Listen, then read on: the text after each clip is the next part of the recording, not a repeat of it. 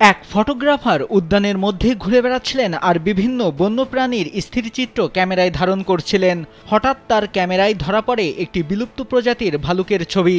এভাবে ভালুক উদ্যানের ভেতর ঘুরে বেড়ানোর তথ্য ছড়িয়ে পড়লে স্থানীয়দের মধ্যে চাঞ্চল্য সৃষ্টি হয়। বন বিভাগের ধারণা, ভালুকটি বিলুপ্তপ্রায় এশিয়াটিক ব্ল্যাক প্রজাতির। উদ্যানে ভালুকের অস্তিত্ব পাওয়ায় ভালুক দেখার আগ্রহে বনে পর্যটকদের ভিড় বাড়ছে। শুনলাম যে ভালুকের নাকি আগমন করছে এখানে, তো আমরা বেশি ভিতর দিকে যাইতে চাইতেছি না। আসলে ভালুকরা অনেক সময় হিংস্র হয়ে যায়, মানুষের সামনাসামনি পড়লে ক্ষয়ক্ষতি করতে পারে। আমাদের এখানে শুনেছি ভালুক এসছে, তো এটা আমাদের একটা গর্বের বিষয় বা একটা আতঙ্কের বিষয়। আমরা তো ভালুক সম্পর্কে ধারণা নেই, তো আশা করি যারা টুরিস্টরা আসবেন তাও ভালুক থেকে একটু সতর্ক থাকবেন। স্যান্ডেলিনা সো, রূপচর্চায় আভিজাত্য। ভালুক দেখার জন্য আমরা আসছি। ইভেন ইন্ডিয়া থেকে নাকি ওরা অলওয়েজ ভালুক শিকার করতে চায়, বাট আমরা চাচ্ছি এই ভালুকটাকে শিকার বন্ধ করার জন্য দুই দেশ মিলে সম্মিলিতভাবে আমরা এটা বন্ধ করব।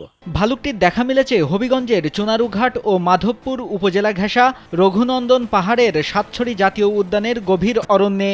সাতছড়ি বন্যপ্রাণী রেঞ্জের বিট কর্মকর্তা মামুনুর রশিদ একান্ত সাক্ষাৎকারে কালবেলাকে জানান, ভালুকের অস্তিত্ব তাদের জন্য বড় দায়িত্বের। বনে তারা টহল জোরদার রেখেছে। বন্যপ্রাণী তথা ভালুকের পাচার রোধে স্থানীয় প্রশাসন ও বিজিবির সাথে সমন্বয় করে তারা কাজ করছে বলেও জানান। আমাদের এখানের বনে আগে থেকেই ভালুক ছিল, বর্তমানে এই ভালুক একটু কাছাকাছি চলে আসছে, কারণ এখানে বনের উপরে টর্চারিং কম আছে, যার জন্য এবং জাতীয় উদ্যানের ভিতরেও লোকসংখ্যা কম প্রবেশ করে বিদায় ভালুকগুলো আমাদের কাছাকাছি 1 কিলোমিটারের ভিতরে প্রায় চলে আসে। চোরাচালানিরা তো সুযোগ পালে চোরাচালানের সাথে ব্যস্ত থাকবেই এবং সুযোগ পাইলে তারা এটা করবে, কিন্তু আমরা দিন রাত্র এখানে টহল প্রদান করি।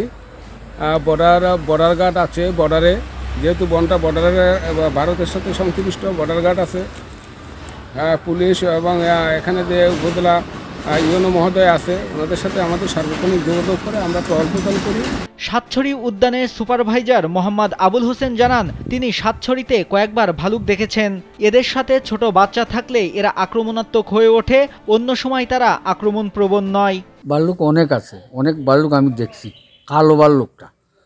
আর ভাল্লুকগুলা থাকার কারণেই আমরা পর্যটকদেরকে গভীরে যাওয়ার জন্য সাবধান করি, এবং গভীরে যাইতে গেলে এখানে ইকুটুর গাইড আছে, প্রশিক্ষণপ্রাপ্ত গাইড নিয়ে যাওয়ার জন্য আমরা বলি আর কি। আর ভাল্লুকগুলি আঘাত করে না, আঘাত যখন বাচ্চার সাথে থাকে তখনই আঘাত করে আর কি। ভালুকের খবর শুনে শান উদ্দিন নামে ভারতের নয়াদিল্লির বাসিন্দা পর্যটক হিসেবে আসেন সাতছড়ি উদ্যানে। একান্ত অনুভূতি প্রকাশ করেন কালবেলার কাছে। তিনি বলেন, সাতছড়ি জীববৈচিত্র্যে ভরপুর। উদ্যানটি ভারতের ত্রিপুরা সীমান্ত ঘেঁষা। দুই দেশ মিলে ভালুক রক্ষায় কাজ করবে সেই আশা তার। বন্যপ্রাণীর রক্ষা করতে হবে, আমরা সবাই ভারত ইন্ডিয়া আমরা সবাইকে বন্যপ্রাণীর রক্ষা করতে হবে। আর ওনার কি যে ন্যাচারাল হ্যাবিটেট আছে, ওনার যে ন্যাচারাল হ্যাবিটেট, ওটা ওনার জন্য সংরক্ষণ করতে হবে। একসময় দেশের পার্বত্য অঞ্চল, বিশেষ করে সিলেট চট্টগ্রামের মিশ্র চিরসবুজ পাহাড়ি বনে উল্লেখযোগ্য পরিমাণ ভালুকের বাস ছিল।